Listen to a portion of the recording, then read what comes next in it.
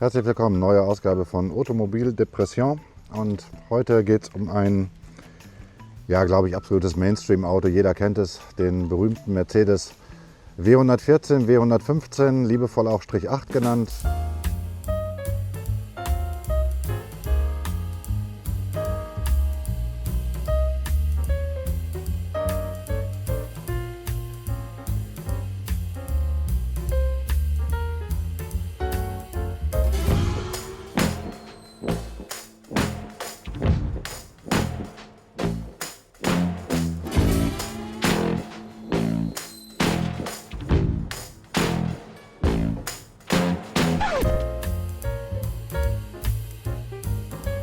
Strich 8 deswegen, weil es ab 67 so Vorserienmodelle gab. Da wurden einige gebaut, ich glaube nur vom Typ 250 mit 6-Zylinder-Motor und vom 220 mit 4-Zylinder oder so ähnlich. Und ab 68 ging dann die Serienproduktion richtig los. Und dann hat man das unterschieden, also Strich 8 war dann die richtige Serienproduktion und nicht mehr die Vorserienproduktion. Und deswegen wurde das Auto oder wird es bis heute Mercedes Strich 8 genannt. Warum stellen wir euch das Auto vor? Weil ich, alter Sack, natürlich wieder viele Erinnerungen an dieses Auto habe. Also mein Vater hatte dieses Auto, als ich ein Kind war. Und ich bin im gleichen Jahr und fast am gleichen Tag, nee, exakt am gleichen Tag geboren. Jetzt verrate ich mein Geburtsdatum, als dieses Auto offiziell vorgestellt wurde, nämlich am 9. Januar 1968. Also im Prinzip ist es mein Auto, aber ich habe keinen Strich 8er mehr und werde auch wahrscheinlich nie wieder einen haben. Aber es ist im Prinzip genauso alt wie ich. Dieses Auto nicht, das ist einer der allerletzten von Baujahr 75. Ich glaube, er wurde bis 76 gebaut und dann wurde er auch vom 123 abgelöst. Also das Design dieses, wie ich finde, nach wie vor sehr schönen Autos stammt von einem, wie ich finde, auch besten Automobildesigner aller Zeiten, nämlich von Paul Bracq. Paul Bracq wurde in Bordeaux geboren, also ein Franzose, und ist, glaube ich, vor circa 2 Jahren gestorben. Paul Bracq hat ursprünglich bei Peugeot gearbeitet und er wurde dann von Mercedes-Benz abgeworben und hat dann legendäre Fahrzeuge gezeichnet wie den Mercedes W108, also die damalige S-Klasse, die noch gar nicht S-Klasse hieß, und die Pagode, also den W113, glaube ich, ja, W113, also den SL der 60er, Anfang der 70er Jahre. Also diese wirklichen Koryphäen hat Paul Bracq gemacht bei Mercedes und den Strich 8. Und der Strich 8 ist ein, wie ich finde, nach wie vor extrem schön gezeichnetes Fahrzeug. Und das fanden auch sehr, sehr viele Kunden damals, viele Käufer bei Mercedes. Der Mercedes Strich 8 verkaufte sich super lange. Also er wurde von 68 quasi bis 76 produziert und war im Prinzip das Bild von Mercedes der 60er, 70er Jahre. So, der Strich 8 war also das sogenannte Mittelklasse-Modell, wobei man damals in der Modellhistorie von Mercedes eigentlich gar nicht viele Autos hatte. Also man hatte den Strich 8er sozusagen, das war das kleinste Auto, was man hatte bei Mercedes. Dann hatte man den 108er, den 111er, dieses Coupé, was noch auf der Heckflosse eigentlich basierte, der Vorgänger des Strich 8er. Und man hatte halt die Pagode, die auch schon damals in die Jahre gekommen ist. Und das war's, glaube ich, mehr hatte man dann gar nicht. Und den LKW-Bereich natürlich. Also es war eine ganz, ganz hauchdünne Modellpalette. Und dieses Auto war sozusagen die Mittelklasse und war halt für den Mittelstand damals auch ja, eins der wichtigsten Autos. Und wenn man einen Strich 8er fuhr, da hatte man es irgendwie geschafft. Und das wollte man dann auch mit dem Strich 8er symbolisieren. Also Vorgänger war die Heckflosse, die tatsächlich größer war. Also der Strich 8er wurde ein bisschen kompakter. Aber wie ich finde, mit einem wirklich schönen und tollen Design gemacht. Was man auch noch bei dieser Serie 2, die ich persönlich nie so toll fand, die wurde dann halt, da wurde vieles geändert, das erzähle ich euch gleich. Also das Urmodell, der erste Strich 8 ist eigentlich schön. Ich glaube, das ging 73, kam dieses zweite Modell auf den Markt, 72, 73. Also was hat sich geändert? Die Motorhaube, der Kühlergrill, der wurde breiter. Man unterschied übrigens früher bei der Serie 1, da gab es ganz schmale Rippen, die übrigens noch bei den ersten Modellen aus Alu waren oder aus Metall. Schmale und diese großen Rippen, die dann auch später aus Kunststoff wurden, die kennzeichneten immer die 6-Zylinder-Motoren, also die großen, und die schmalen waren die 4-Zylinder-Motoren. Bei der Serie 2 hier wurde auch die vordere Schürze verändert, die lief so ein bisschen zu, bei dem anderen war das gerade und da gab es sogar noch eine Chromleiste vorne an der Schürze. Also man hatte noch mehr Chrom, das hat man dann hier so ein bisschen ja, weniger gemacht. Der Stern war nicht größer, aber der Sockel war viel größer bei der Serie 1 und man man hat es dann irgendwann, gab es so diese Windgeräusch-Thematik. Und deswegen hatte man hier am Anfang der A-Säule diese Reling sozusagen geändert. Also das war immer ein bisschen doof für die Leute, die sich dann eine Serie 2 kauften und wollte sie partout auf Serie 1 pimpen, weil das war ganz schwer möglich. Weil man musste die Kotflügel ändern, man musste die Frontschürze ändern, man musste den Motorhaube ändern, man musste das wegmachen, man musste die Türen ändern, weil die Serie 1 hatte hier einen Steg und Chromspiegel, die hier seitlich anfahren. Das hatte man dann modernisiert. Die hat man vorgestellt beim W116 und die fanden dann natürlich auch hier beim Strich 8 der zweiten Serie Einfluss, also die von innen verstellbaren Spiegel. All das umzurüsten hat, glaube ich, nie einer gemacht, weil das viel zu aufwendig war. Es gab auch ein anderes Lenkrad. Also es gab halt Mitte der 70er Jahre oder ja, so 72, 73 eine große Diskussion über passive Sicherheit. Und dann gab es halt diesen sogenannten Lenkrad-Pralltopf. Den hat dieses Auto auch. Stichwort Bela Barini hieß er, glaube ich, der das gemacht hat, diese Sicherheitsgeschichte bei Mercedes. Man hat also viele Crashversuche gemacht, schon mit der Heckflosse, die runtergeschmissen. Und dann hatte man hier bei der Serie 2 ein anderes Lenkrad. Der Besitzer hier hat auch versucht, es auf Serie 1 zu machen, mit allen Möglichkeiten und hat das Lenkrad der Serie 1 genommen. So, dann ging das weiter.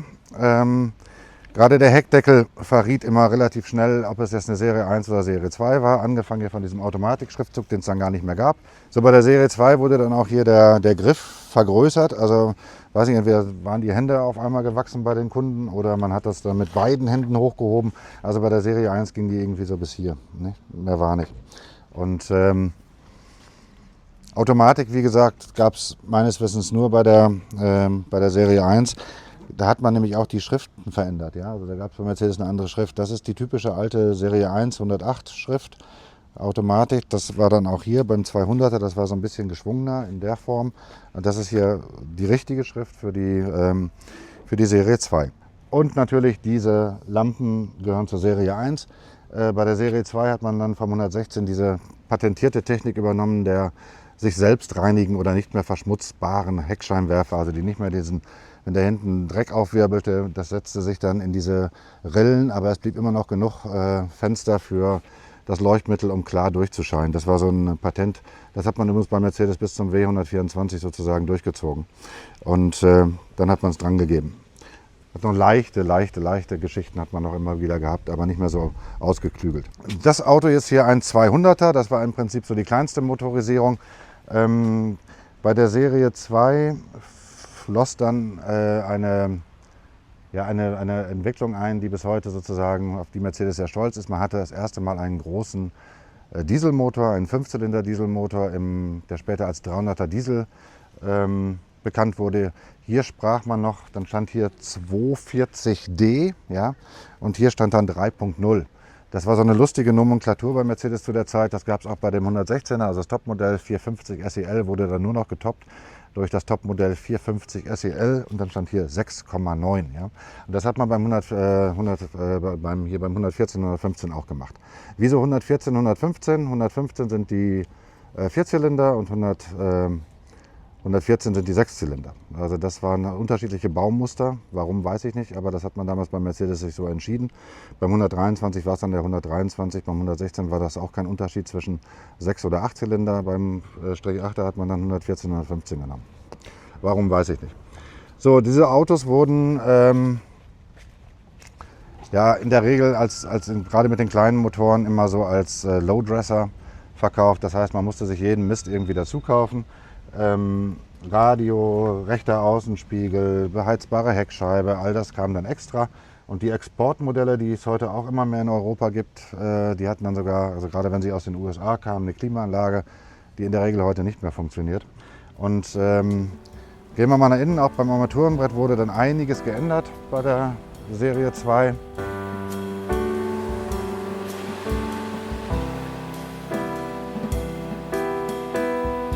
Also, es gab bei den ganz frühen Modellen, glaube ich, bis 68, also bis Ende 68, gab es ein ganz anderes Muster, das war breiter hier.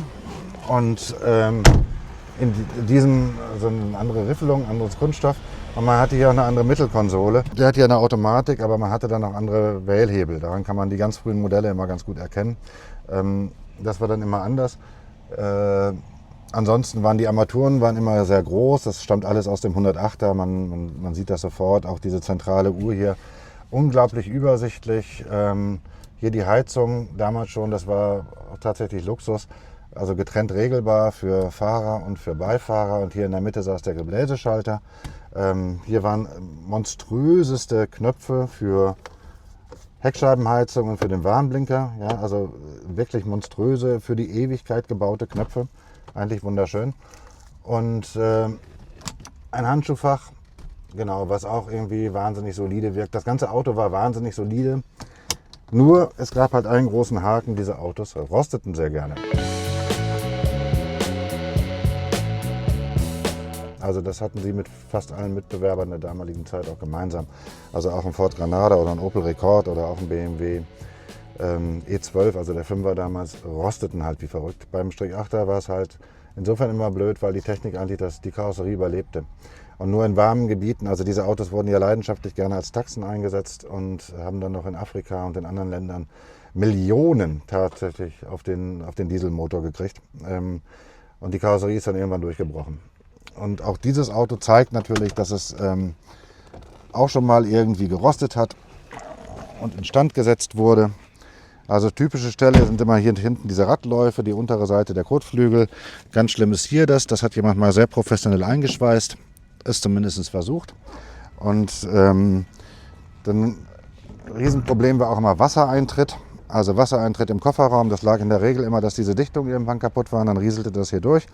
Und dann konnte man hier die Pappe hochnehmen und dann sah man hier schon das ganze Gedöns. Stoßdämpferaufnahmen hier hinten waren auch manchmal betroffen. Sieht bei dem noch ganz gut aus. Und auch die inneren, die Radhäuser, also da gab es halt auch immer Gammel. Und ganz schlimm war dann immer dieser Bereich. Hier ist dann so eine Matte drunter.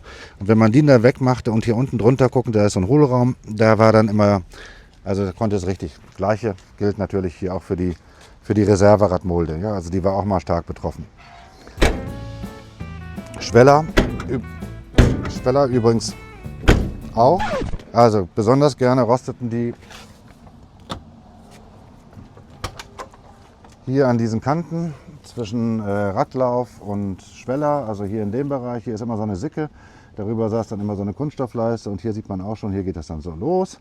Und dann ging das hier auch innen los. Manchmal rosteten die auch dann von innen durch, weil auch Wasser im Innenraum steht. Also das gibt es auch relativ oft, gerade bei Fahrzeugen mit Schiebedach, aber auch bei Fahrzeugen, die halt eine schlechte Windschutzscheibendichtung hatte. Dann rieselte das hier so durch und tropfte hier so seelenruhig immer unter den Boden. So, aber ich will jetzt auch keine große Kaufberatung machen.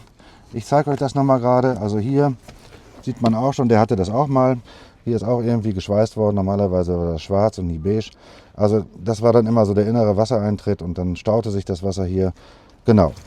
Was auch noch ein Riesenproblem ist, wie auch bei fast allen Autos aus dieser Zeit, ist das Heizgebläse und der Wärmetauscher. Völlig beschissen rauszubauen. Also einfach nur beschissen, ich sage das so deutlich, das nervt total. Man muss hier im Prinzip ähnlich wie bei dem Volvo 240 alles rausbauen, um da ranzukommen und es ist fürchterlich verwinkelt, das macht also wirklich überhaupt gar keinen Spaß.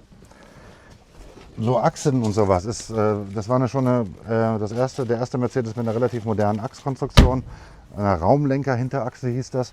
Die Flosse davor hatte noch so eine Art Pendelachse, hier war es erstmals eine Raumlenker-Hinterachse. Also dieses Auto hatte wesentlich bessere Fahreigenschaften als der Vorgänger, also um Längen bessere Fahreigenschaften und auch um Länge bessere Fahreigenschaften als der 108er und auch als die Pagode, die ja auch noch im Prinzip auf der Flosse basierten. Und deswegen war dieser Mercedes eigentlich damals ein sehr modernes Fahrzeug und war so in meiner Jugend, also wer richtig cool war, fuhr entweder 108, also das waren die Obercoolen, die auch ein bisschen Geld hatten. Die nicht so wahnsinnig viel Geld hatten, die bauten sich dann in den 108er einen Dieselmotor, vorzugsweise aus dem Strich 8er natürlich, also ein 240er-D oder ein 220D, wobei die 220D immer nicht so dolle waren, aber die 240D waren fantastisch, die hielten ewig, war glaube ich noch schon der allerbeste Dieselmotor, den Mercedes da zu der Zeit hatte. Und die gar nicht so ganz viel Geld hatten, die nahmen sich halt einen Strich 8. So, und dann wurde dieser Strich 8 irgendwie immer wieder zusammengeschweißt, in lustigsten Farben lackiert. Und das war auch so ein Unisex-Auto. Ja? Ich hatte auch viele Freundinnen, die diesen Strich 8er fuhren. Also das kam bei Frauen wie bei Männern irgendwie immer gut an. Also das Auto war einfach Kult. Und Ja, ich glaube, heute ist das jetzt wieder ein bisschen anders. Heute sind das wirklich ja sehr alte Autos. Also ich würde jetzt auch nicht mal von Youngtimern sprechen, das sind wirklich Oldtimer. Und gute Strich 8er sind auch dementsprechend teuer. Gerade Serie 1, Sechszylindermotoren sind halt sehr gesucht. Dann gab es ja noch diese Coupés, die ich immer unsäglich hässlich fand, aber gibt es auch eine Fangemeinde für. Und ein Kombi gab es übrigens nie offiziell, also es gab auch so Binz-Umbauten, die dann über Mercedes vertrieben wurden. Man hat sogar damals beim Mercedes mit dem T-Modell experimentiert. Und es gab auch diverse Prototypen eines T-Modells. Und man hat dann versucht, sozusagen den Kombi salonfähig zu machen, was man dann erst beim 123er tatsächlich bei Mercedes gemacht hat. Also es macht nach wie vor Spaß, mit diesem Auto zu fahren, weil man hat im Prinzip diese wirklich große Motorhaube und man guckt immer so über diese erhabenen Kotflügel. Also man sieht halt sehr, sehr schön, wo das Auto anfängt, weil diese Kotflügel sich so rausbeulen. Das macht immer Spaß.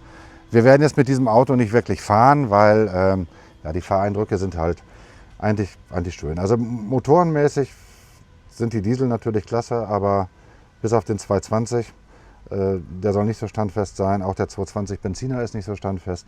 Aber die 200er reichen und der 230er war dann schon, ach ja genau, auch eine Novum hier bei der Serie 2. Bei der Serie 1 war der 230er immer ausschließlich ein Sechszylinder und bei der Serie 2 hat man dann 230-4 und 230-6 gehabt. Also da gab es einen 2,3 Liter mit 4 Zylindern, der dann später auch im 123 mit der Einspritzpumpe irgendwie das populärste Modell wurde. Und den 230 Sechszylinder, den man dann im 123 gar nicht mehr anbot. Bei der Serie 1 gab es dann noch den 250, war der Topmodell, ein Vergasermotor. Und das Topmodell schließlich bei der Serie 2 war der 280e, also ein Einspritzmotor. Der 280er, der dann auch im 116 saß und der Doppelnockenwelle. Und auch später dann im 123 mit 185 PS. Ein sehr schöner Motor, der ein bisschen rau manchmal läuft, aber wahnsinnig viel Kraft hatte, gerade hier für diesen doch relativ leichten Strich 8. Wie gesagt, der Besitzer hat hier auch versucht, irgendwie eine Serie 1 drauf zu zaubern, hört dann auch beim Heck in der Regel auf. Ich finde, mittlerweile kann man auch eine Serie 2 einfach durchaus aus Serie 2 lassen, weil das hat ja auch seine historischen Reiz mittlerweile, gerade mit diesen Riffelleuchten, wo man damals bei Mercedes ganz stolz war, dass angeblich die Rückleuchten nicht mehr verschmutzten. Was beim Diesel immer toll war, weil nämlich der Diesel halt immer so Ruß rausbläute und das zog sich dann hier bei schnellerer Fahrt ran. Und dafür gab es dann halt diesen Auspuff, diese Blende hier, die beim Benziner eigentlich gar nicht drauf war, die den Diesel dann hier auch so ein bisschen ableitete, sodass sich das hier nicht mal so verschmutzte.